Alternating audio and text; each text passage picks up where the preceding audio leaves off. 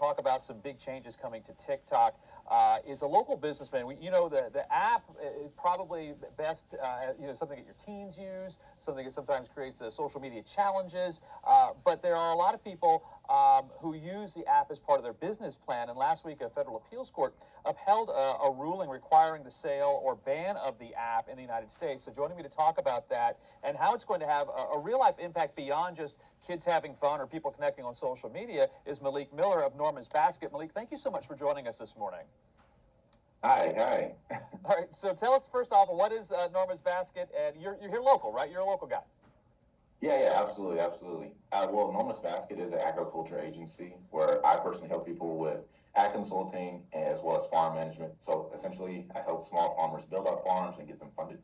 All right, so how did TikTok play a role in your business? Was it always part of your business model, or is it something that you came into with Norman's Basket? Yeah. So TikTok helped me ultimately market and helped with lead generation when it came to my business. It absolutely exploded. Ever since I had started making videos on TikTok, I've been able to ultimately double my income. That's just because I've been having more eyes, more people reaching out by utilizing TikTok. So for you, this is definitely a business lifeline, no doubt, right? Yeah, absolutely.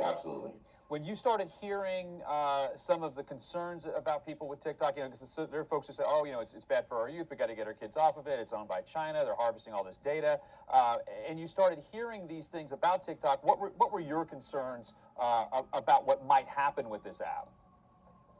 Well, my biggest concern was mostly, I'll say this. Most of my clientele come directly from TikTok, largely, probably 60%. And so with the ban, it wouldn't allow me to reach out to a lot of my clients as well as followers, people who just enjoy my content, be able to talk to them directly and interact with them and engage with them in that kind of way. So it kind of put a damper on my business model as well as people that I would like to talk to and enjoy talking to as well. Do you think people are surprised to hear that TikTok has such an influence on business? I mean, 60% of your leads are coming in from that. That's a large number. Yeah. I think people were definitely kind of shocked by that, that TikTok could possibly be banned. And it definitely came to a shock to me. But, I feel like, going into it, that there's other ways that we can reach out to our clients. But ultimately, TikTok would definitely banning TikTok would definitely put a damper on my business for sure. It seems to me that social media and apps like TikTok kind of cut out the middleman a little bit of advertising. I mean, you mentioned you're marketing yourself directly to people. Yeah. And as a small business owner, that's got to be a huge advantage. As to what maybe 15, 20 years ago when maybe you might have to advertise on the radio or the newspaper or television, which can be expensive. Yeah, exactly. I produce a lot of value style content, so not only am I marketing myself, but I'm also giving a lot of information away that anybody can come and click on my videos and watch them, and that's really important to me because I want to be able to give as much education and enrichment to people as possible. And TikTok was really the first way I was able to do that, and honestly, one of the major ways I was able to do that. And so, not being able to engage with my followers, my clients that way, definitely kind of holds me back. All right, so now let's get down to the ruling itself. I'm sure you've read through it. What do you think about the ruling? Did you assume that it would be upheld? I was definitely hoping that it would be upheld, but from my point of view, and I was kind of, it was something I was definitely betting on for sure. That I was hoping that we could figure out a way to make it work. All right, so what happens now for you and small business owners like yourself? Are you talking to other people about maybe how they're going to handle this? When will things start to become, I don't know, when will things change with TikTok itself? Well, I don't necessarily. I have been talking to others about what their plans are, what they ultimately are planning on doing, and kind of now we're just really gearing up to transition our content and our information that we're pushing out to be placed on other platforms, so that's a little bit better digest and a little bit easier to kind of go with. The difference between TikTok and the other social media apps is that TikTok allows a level of authenticity that other apps just don't allow. And TikTok, I'm able to be genuinely myself and show people exactly what I'm doing and everything that that Norman's Basket consists of. and other apps kind of don't necessarily allow me to do that, and that's ultimately why I would be missing TikTok. But we're learning how to transition that into another social media platform. Gotcha. And it seems that, now that we've started looking into this, and, it was speaking last week with the folks who helped me make contact with you, there are lots of other people that are doing the same exact thing that you're doing.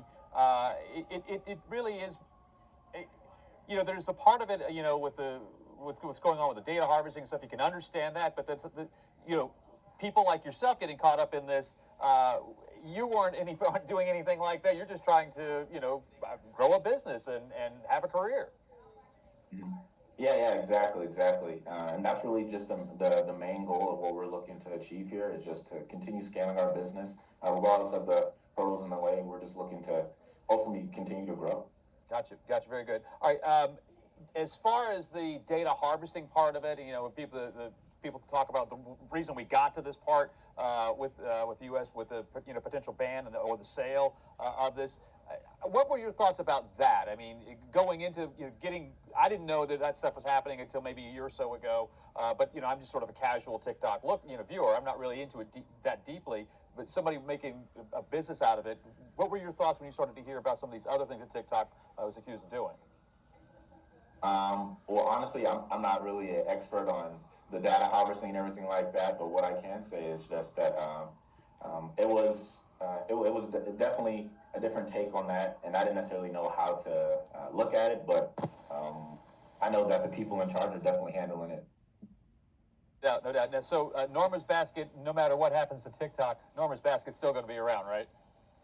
Yeah, that's what we're ultimately hoping for, but definitely TikTok wasn't a huge anchor for us, absolutely. All right, well, Malik Miller, thank you so much for speaking with us. I really appreciate it. Fingers crossed that your business will continue to flourish, and we'll check back with you to see how things are going. I don't know exactly when things will change for TikTok, but we know change is coming, right?